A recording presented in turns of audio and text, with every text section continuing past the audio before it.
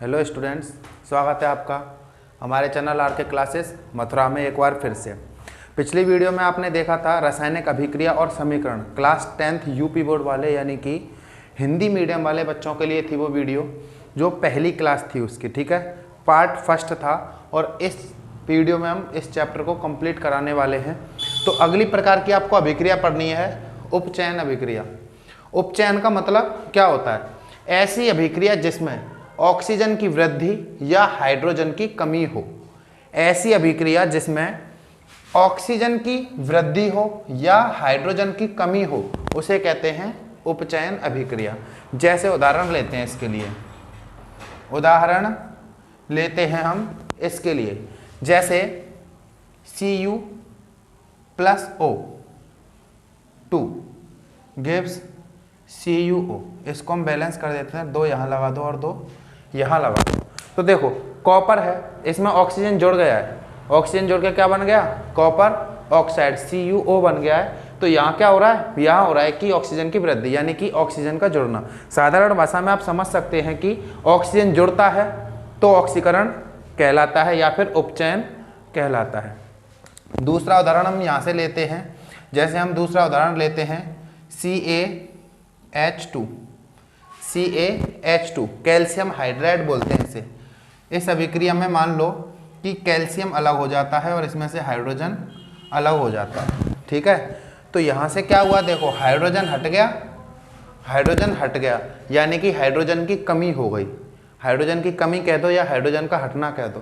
तो ऐसी अभिक्रिया जिसमें ऑक्सीजन की वृद्धि हो, एक उदाहरण यहाँ आपके पास है, ऑक्सीजन जुड़ रहा है, इसमें हाइड्रोजन की कमी हो, यहाँ देखो हाइड्रोजन हट रहा है, तो ये दोनों अभिक्रिया कौन सी हो गई? उपचयन अभिक्रिया हो गई। ठीक है ना।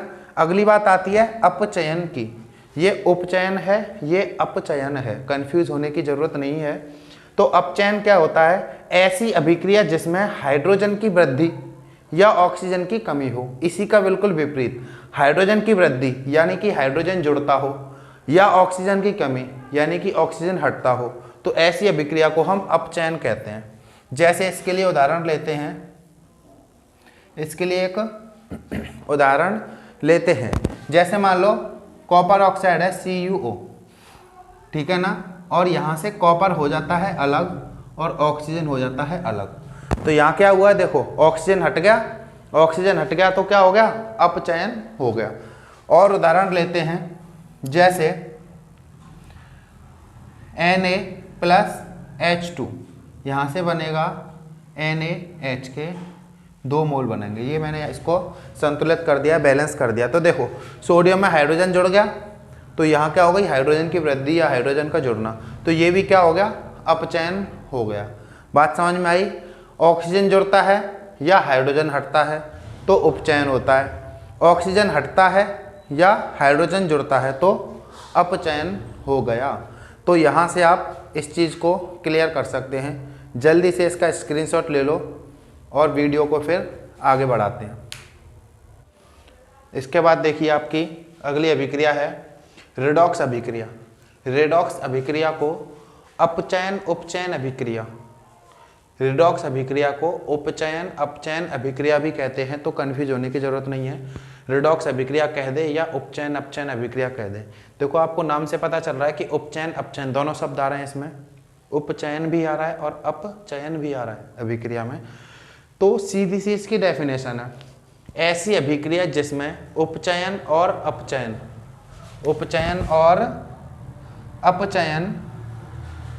एक साथ होते हैं, उपचयन और अपचयन एक साथ होते हैं, उसे रेडॉक्स अभिक्रिया कहते हैं या उपचयन अपचयन अभिक्रिया कहते हैं। आपके बोर्ड में पूछे जाने वाली बहुत जरूरी रिएक्शन है, बहुत इंपॉर्टेंट है आपके लिए, तो समझिएगा। जैसे हम इसका उदाहरण लेते हैं, कॉपर ऑक्साइड की हाइड्रोजन से रिएक्शन करवाते हैं। ये कॉपर ऑक्साइड है, इसकी हाइड्रोजन से रिएक्शन करवाते हैं तो यहाँ से ऑक्सीजन को हाइड्रोजन से जुड़ जाता है। ठीक है ना, ये हो गया अभिक्रिया, ऑक्सीजन हट के हाइड्रोजन में जुड़ गया। तो क्या हुआ है? देखो यहाँ से ये कॉपर ऑक्साइड है और ये बन गया है कॉपर, तो इसमें से ऑक्सीजन हट गया तो क्या हुआ? इसका अपचयन हो गया। इसका क्या हो गया? अपचयन हो गया। और हाइड्रोजन की बात करें तो हाइड्रोजन में ऑक्सीजन जुड़ गया है, तो यहाँ क्या हो गया, यहाँ हो गया उपचयन। तो देखो इस अभिक्रिया में अपचयन भी हो रहा है और उपचयन भी हो रहा है, तो ऐसी अभिक्रिया को क्या कहते हैं, रिडॉक्स अभिक्रिया कहते हैं। और एक और उदाहरण ले लो, जैसे कॉपर ऑक्साइड की हमने जिंक से अभिक्रिया करवा दी, तो अभिक्रिया होने के बाद ये ऑक्सीजन इससे जुड़ जाता है, तो जिंक का ऑक्साइड बन जाता है और कॉपर अलग हो जाता है। तो क्या होता है, देखो कॉपर ऑक्साइड से कॉपर बन गया, तो यहाँ क्या हो गया, देखो अपचयन हो गया, ऑक्सीजन हट गया यहाँ से हो गया अपचयन, और जिंक में ऑक्सीजन जुड़ गया तो इसका हो गया उपचयन। बात समझ में आई, उपचयन भी हो रहा है और अपचयन भी हो रहा है, तो अभिक्रिया रिडॉक्स हो गई। एक और उदाहरण ले लेते हैं आपके लिए ताकि और अच्छे से समझ में आ जाए। देखो PbO, लेड ऑक्साइड कहते हैं इसे, लेड ऑक्साइड PbO, इसकी अभिक्रिया हमने करवा दी आयरन से, Fe आयरन होता है, ठीक है। तो यहाँ से क्या होगा, FeO, ऑक्सीजन जुड़ जाता है आयरन के साथ, और Pb लेड हो जाता है अलग। तो देखो क्या हुआ है, Fe में ऑक्सीजन जुड़ गया तो इसका क्या हो गया, उपचयन हो गया, और PbO लेड में से ऑक्सीजन हट गया है तो इसका क्या हो गया, अपचयन हो गया। तो ये अभिक्रिया आपके समझ में आ गई होगी, ऑक्सीजन जुड़ता भी हो और ऑक्सीजन हटता भी हो, दोनों चीज़ें होती हैं, उपचयन अपचयन होता है, उसे क्या कहते हैं, रिडॉक्स अभिक्रिया कहते हैं। क्लियर। अच्छा, इसके बाद इसी से जुड़े हुए दो टॉपिक और हैं, एक है उपचायक, एक है अपचायक, ठीक है, उपचायक और अपचायक। तो उपचायक क्या होता है, ऐसे पदार्थ जो अन्य पदार्थ का उपचयन करवा दें और खुद क्या हो जाएं, अपचयित हो जाएं। ऐसे पदार्थ जो दूसरे पदार्थों का उपचयन कर दें और स्वयं अपचयित हो जाएं, यानी कि दूसरों का उपचयन करवा देते हैं और खुद अपचयन हो जाते हैं, उन्हें क्या कहते हैं, उपचायक कहते हैं।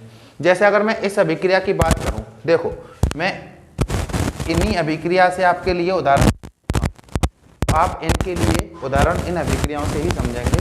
तो देखो सीधी सी बात है, अगर उपचायक पूछे तो देख लेना जिसका अपचयन हो रहा है वो उपचायक है। अपचयन किसका हो रहा है बताओ, CuO का, किसका हो रहा है, CuO का। तो यहाँ उदाहरण में क्या लिख देंगे हम, CuO, एक उदाहरण हो गया, ठीक है, ये मैं इसके उदाहरण ले रहा हूँ यहाँ, ठीक है। और देखो इसमें अपचयन किसका हो रहा है, इसमें अपचयन किसका हो रहा है, CuO का, इसमें अपचयन किसका हो रहा है, PbO का। तो एक उदाहरण और ले लिया, PbO, ठीक है ना। तो बात समझ में आई, उपचायक पूछे तो जिसका अपचयन होता है वो उपचायक है, ठीक है। अच्छा, अपचायक पूछे, ऐसे पदार्थ जो अन्य पदार्थ का अपचयन कर दें, दूसरे पदार्थ में ऑक्सीजन हटा दें और खुद ऑक्सीजन जुड़ जाता है उनमें, यानी कि उनका क्या हो जाता है, उपचयन हो जाता है, उसको क्या कहते हैं, अपचायक कहते हैं, ठीक है ना।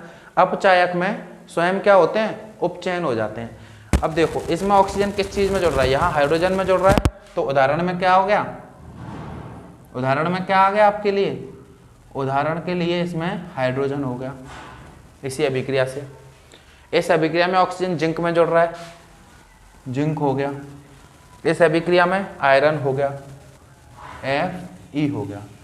बात समझ में आई, तो इसको स्क्रीनशॉट ले लीजिए जल्दी से।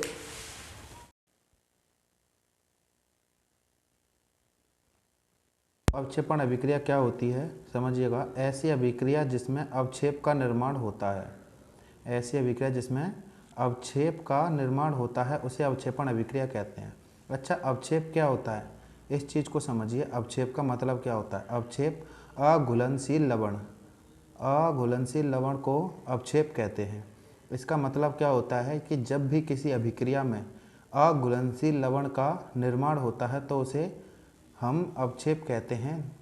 जैसे कि पानी में जब भी आप बालू डाल दो तो नीचे क्या हो जाता है कि नीचे ठोस अवस्था में वो जमा रह जाता है, पाउडर जैसे रूप में वो जमा रह जाता है, तो उसे हम क्या कहते हैं, अवक्षेप कहते हैं, ठीक है ना। जब अभिक्रिया के बाद उसमें पाउडर जैसे रूप में कुछ नीचे जमा हो जाता है तो अघुलनशील लवण यानी कि अवक्षेप होता है।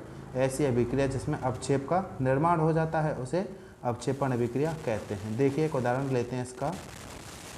तो इसका एक उदाहरण है Na2SO4, इसको सोडियम सल्फेट कहते हैं, और BaCl2 barium chloride aqueous solution है। ये एक्वस कह सकते हैं आप इसे, यानी कि जलीय माध्यम में, ठीक है ना। एक्वस को जलीय भी कह देते हैं, जैसे मैं लिख देता हूँ यहाँ पर जलीय माध्यम में ये अभिक्रिया होती है। तो Na2SO4 की अभिक्रिया जब BaCl2 से करवाते हैं तो देखिएगा क्या होता है कि Na और Cl मिलकर के NaCl बना देते हैं, यानी कि सोडियम क्लोराइड बना देते हैं, और एक्वस मीडियम में ही ये बनता है जलीय माध्यम में। और BaSO4 मिलकर के BaSO4 यानी कि बेरियम सल्फेट बना देते हैं, जो कि क्या होता है, सॉलिड ठोस होता है। इसीलिए मैं यहाँ S लिख देता हूँ। ठोस अवस्था में पाउडर जैसे रूप में ये नीचे सफ़ेद कलर का जमा हो जाता है, सफ़ेद रंग का होता है, अभिक्रिया में नीचे जमा हो जाता है, ठीक है। तो ये क्या होता है, यहाँ पर अवक्षेप होता है, इस अभिक्रिया में इसका निर्माण होता है। तो ये अवक्षेपण अभिक्रिया का एक उदाहरण है। तो आपसे पूछा जा सकता है कि अवक्षेपण अभिक्रिया क्या होती है, तो यहाँ पर अवक्षेप का निर्माण हो जाता है, ठीक है ना, BaSO4 का। आप क्वेश्चन में कैसे भी पूछा जा सकता है आपसे कि अवक्षेप इसमें से क्या बन रहा है या फिर कौन सी इसमें अवक्षेपण अभिक्रिया, तो समझना। आगे है संचारण। संचारण क्या होता है, तो बहुत ही आप दैनिक जीवन में इसको देखते हैं, डेली लाइफ का एक एग्जाम्पल इसमें काफ़ी होते हैं। तो देखिए, जब कोई धातु अम्ल या नमी, अम्ल यानी कि एसिड या नमी के संपर्क में आती है तो वह संक्षारित होने लगती है। अम्ल यानी कि एसिड, नमी यानी कि पानी वानी जहाँ हो, उसके संपर्क में धातु आती है तो संक्षारित होने लगती है, यानी कि खराब होने लगती है। तो इस प्रक्रिया को हम क्या कहते हैं, संचरण कहते हैं, ठीक है ना। बहुत सारे आपको एग्जाम्पल इसको मैं बताने वाला हूँ, देखिएगा कि उदाहरण ले लो। पहला है लोहे पर भूरी परत का जमना। भूरी परत यानी कि जंग।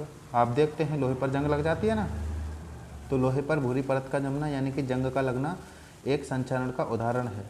जब भी पानी के संपर्क में आ जाता है तो जंग लग जाती है लोहे पर, तो ये उसी का एक उदाहरण है, ठीक है ना। और दूसरा है तांबे पर हरी परत। आपने देखा होगा तांबे का कोई बर्तन हो, अंगूठी हो तांबे की, तो आपने देखा होगा उस पर क्या हरी परत जम जाती है, तो ये किसका एक उदाहरण हो जाता है, ठीक है ना। इसके बाद है चांदी पर काली परत का जमना। चांदी पर काली परत लग जाती है, आपने देखा होगा चांदी के आभूषण, चांदी की चीज़ों पर आपने काली परत जमती हुई देखी होगी। अच्छा, इसने बचने के क्या उपाय हैं ये समझ लीजिएगा। बचने के उपाय इसके क्या क्या हैं। पहला उपाय है लोहे पर पेंट करना या ग्रीस लगाना लोहे पर, ठीक है, तेल लगाना आदि चीज़ों से हम लोहे पर जंग से बच सकते हैं, ठीक है ना। और दूसरा इसका उदाहरण है लोहे पर जस्ता की परत। जस्ता यानी कि जिंक की परत चढ़ा देना। इस प्रक्रिया को कहते क्या है पता है, लोहे पर जस्ता की एक परत चढ़ा देते हैं, यानी कि जिंक की एक परत चढ़ा देते हैं।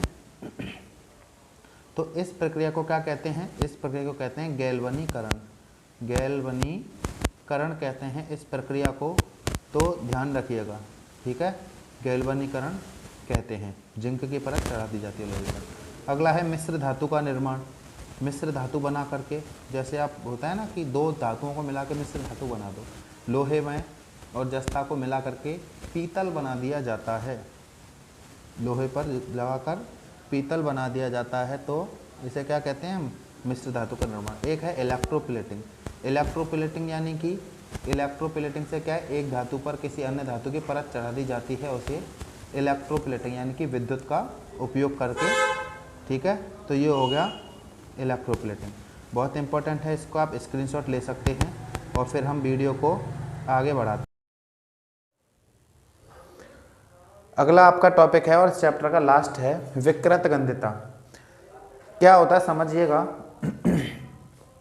तेल या वसायुक्त भोज्य सामग्री, यानी कि जो तेलीय होती है ना, ऑयली खाना, ऐसा खाना जब ऑक्सीजन के संपर्क में आ जाता है, ऑक्सीजन यानी कि वायु के संपर्क में आ जाता है, तो उपचयित होकर, यानी कि ऑक्सीजन उससे जुड़ जाता है तो उपचयन हो जाता है, तो विशिष्ट गंध उत्पन्न करने लगता है, यानी कि उसमें से स्मेल आने लगती है, खराब स्मेल आने लग जाती है। इसी प्रक्रिया को विकृत गंधता कहते हैं। आप पकौड़े बनाओ, 3-4 दिन बाद देखो उनको, तो उनमें से स्मेल आने लगती है ना, तो वही क्या होता है, विकृत गंधता होता है। इससे बचने का एक उपाय है कि उसको ऑक्सीजन के संपर्क में ना आने दिया जाए, तो दूसरी गैस भर दी जाती है। कौन सी? Nitrogen gas. जितनी भी चिप्स आती हैं, आलू की चिप्स या जितने भी कुरकुरे आते हैं या पैक जितना भी खाना आता है, जो भी कुछ, उस सब में नाइट्रोजन गैस भर दी जाती है ताकि वो खराब ना हो खाना, ठीक है, ऑक्सीजन के संपर्क में ना आए। तो आज का ये चैप्टर यहीं ख़त्म होता है आपका। तो जाते जाते आप हमारे चैनल को सब्सक्राइब कीजिए, आर के क्लासेस मथुरा, और वीडियो को लाइक कीजिए।